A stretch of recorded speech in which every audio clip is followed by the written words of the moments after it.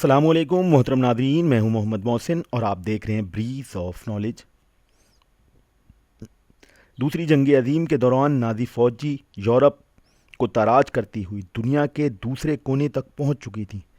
اس دور میں ہٹلر نے چرچل کو پیشکش کی، اگر اتحادی فوج جرمنی کے دو بڑے تعلیمی اداروں ہائیڈلبرگ اور گوٹنجن پر حملہ نہ کرنے کا وعدہ کرے تو نازی فوج برطانیہ کی دو یونیورسٹیوں آکسفورڈ اور کیمبرج پر بمباری نہیں کرے گی۔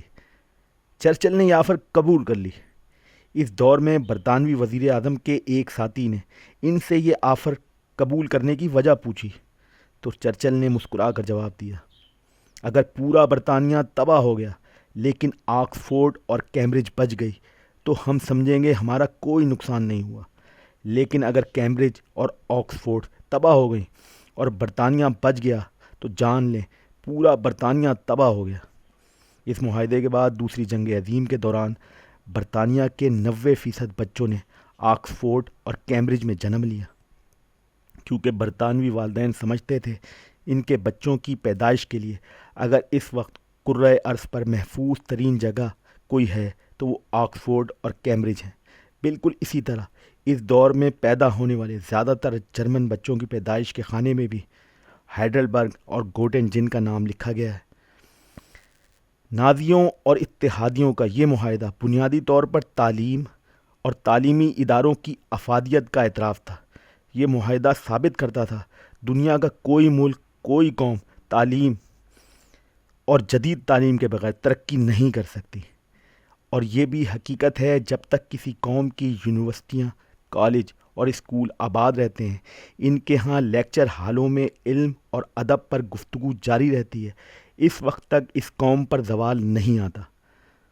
آج سے 5000 سال پہلے کا دور ہو یا آج سے 150-200 برس بعد کا زمانہ، قوموں کے عروج و زوال کی داستان کلاس روموں میں لکھی جاتی رہی اور کلاس روموں میں ہی لکھی جائے گی۔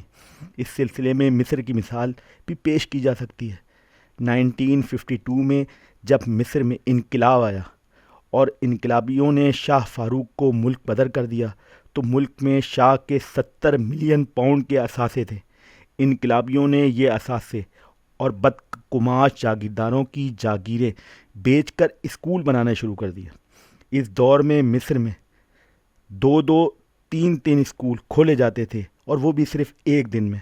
تاریخ بتاتی ہے مصر کے اندر صرف 6 ماہ میں اتنے اسکول بنے جتنے پچھلے 50 برسوں میں تعمیر نہیں ہوئے تھے۔ اس حکمت عملی کا یہ نتیجہ نکلا، آج چوٹی کے عالمی اداروں میں کام کرنے والے مسلم ماہرین میں مصریوں کا 70% حصہ ہے۔ ایک طرف تو یہ صورتحال ہے، جبکہ دوسری طرف پاکستان کے 70% پرائمری اسکولوں میں آج بھی ٹوائلٹ نہیں ہے۔ پاکستان میں ایسے 65,000 اسکول ہیں جن میں طالب علم اپنے ٹاٹ اپنے گھروں سے لاتے ہیں۔ صرف سندھ میں ایسے 11,000 اسکول ہیں جو استاد نہ ہونے کے باعث بند پڑے ہیں۔ پاکستان دنیا کے ان ممالک میں شمار ہوتا ہے جن کے اساتذہ کا IQ لیول اور تعلیمی معیار پست ترین ہے۔ پاکستان ایشیا کا وہ ملک ہے جو تعلیم پر سب سے کم خرچ کرتا ہے اور جس میں استاد کی تنخواہ فیکٹری میں کام کرنے والے مزدور سے کم ہے، جس کی سب سے بڑی یونیورسٹی ایک سال میں ایشیا کی یونیورسٹیوں میں 39ویں درجے سے 61ویں گریڈ پر آ گئی ہے، اور جسے دنیا تعلیم کے شعبے میں سب سے کم سرمایہ کاری کرنے والا ملک ڈکلیئر کرنے کی تیاری کر رہی ہے۔ لیکن ہمارا کمال دیکھیے، ہم اس صورتحال کے باوجود دنیا فتح کرنے کے منصوبے بنا رہے ہیں۔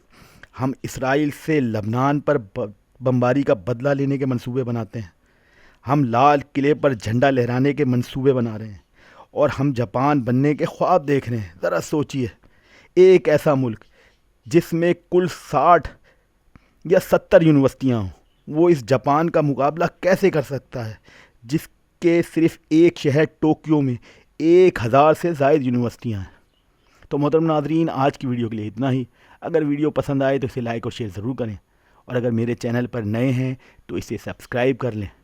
ملتے ہیں اگلی ویڈیو میں۔ شکریہ۔